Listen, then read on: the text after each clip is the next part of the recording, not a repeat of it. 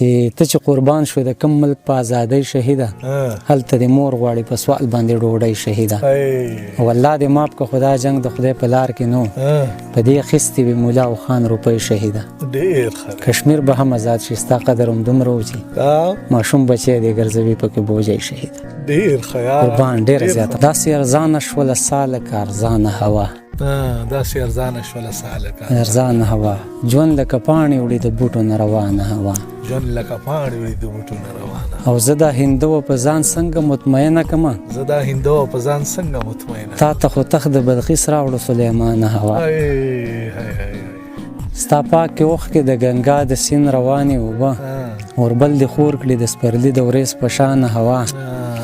او باد د کابل د لورې راشي خو اوس خوږ نه لګي